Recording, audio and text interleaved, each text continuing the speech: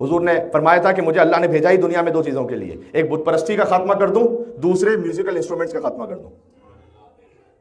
अब मैं देखता हूं इस पर कौन सुभान अल्लाह कहता है जोर से।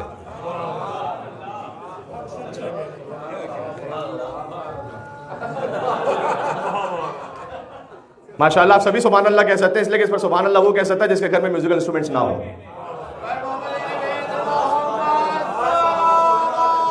अल्लाहुम्मा सल्ली अला मुहम्मद।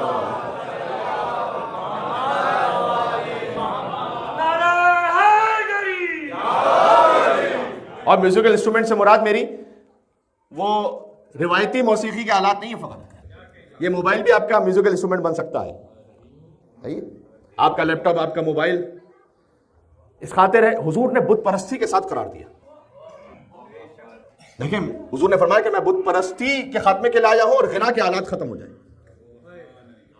इसका मतलब यह है कि अगर कोई खुदा न खास्ता अपने आप को इस बात में इन्वॉल्व कर दे या उसकी फैमिली या बच्चे इन्वॉल्व हो जाए तो उसे बहुत गौर करना चाहिए कि हुजूर ने फरमाया था कि मैं बुत परस्ती और गिना के आलात खत्म करने के लिए आया हूं, लिहाजा अभी उसने आधे मकसद रिसालत पर अमल किया, आधा बाकी है। एक और बात भी अर्ज कर दूं और यहां बात खत्म करने लगा हूं। वर्किंग डे है, कल भी वर्किंग डे है, लिहाजा मैं गुफ्तगू तुलानी नहीं करना चाहता, वरना फजाइल के बाब में बहुत कुछ है कि जो बयान हो सके।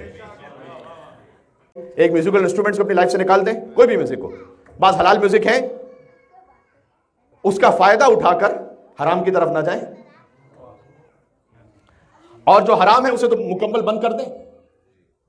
एक बहुत बड़े आयतुल्लाह थे जिनको किसी ने एक सीडी भेजी थी, जमाने में शायद सीडी वगैरह ज्यादा कॉमन थी, कि किबला ये सुन के बताइएगा कि इसमें कौन सा हलाल है और कौन सा हराम है।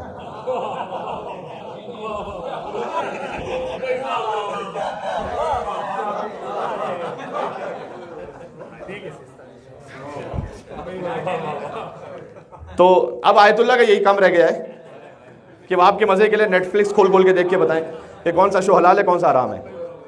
उन्होंने कानून दिया हुआ है, उस कानून के मुताबिक आप की जिम्मेदारी है कि आप फैसला कीजिए। लाहौ लाभ वाला जो म्यूजिक है, जो म्यूजिक कंसर्ट की महफिलों से मुनासिब रहता है, छोड़ दें। हुजूर की आमद का मकसद आप पूरा करेंगे। बात वाज़ेह हो रही, इसलिए कि जो हदीस में आया कि जो बहुत ज्यादा म्यूजिक सुनने का आदी हो उसके दिल में निफाक ऐसे उभरता है, मुनाफिकत, हिपोक्रेसी। जैसे अगर एक जरखी जमीन पर बारिश बरस रही तो वहां पर हो नहीं सकता कि कुछ ना होगे, कुछ ना कुछ उगेगा, वैसे मुनाफिकत उगेगी दिल में जो म्यूजिक सुनने का आदी हो। ये हुजूर ने फरमाया। ये जो आप कहते हैं ना, ये पेरेंट्स अक्सर शिकायत करते हैं, बल्कि बच्चे भी अपने पेरेंट्स के लिए शिकायत करते हैं कि वो डबल फेस्ड है। इमाम बारगाह में कुछ होते हैं, कहीं और कुछ होते हैं। बल्कि अक्सर बच्चों ने 2 इंस्टाग्राम अकाउंट्स बनाए हुए होते हैं, एक अपने फ्रेंड्स के लिए, ये सारे मैं राज खोल रहा हूं वालिदैन के सामने जश्न ईद मिलादुन नबी के सदके में,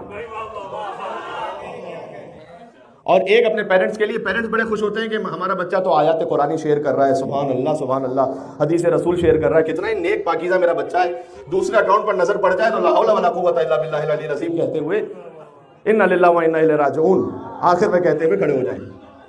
क्यों? इसलिए कि वो फ्रेंड्स के लिए बनाइए। डबल फेस, ड्यूअल पर्सनैलिटी क्यों है?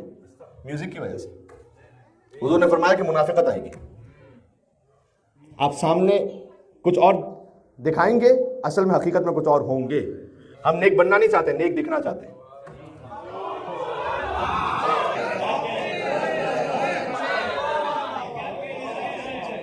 ये सोशल मीडिया की बात समझ में आ रही है आपको मेरे भाई? हाँ, नेक बनना नहीं चाहते, नेक दिखना चाहते हैं। ये सब इस वजह से है कि शैतान ने म्यूजिक को हमारी नस नस में हर जगह घुसा दिया, तो खुद ब खुद मुनाफिकत आएगी।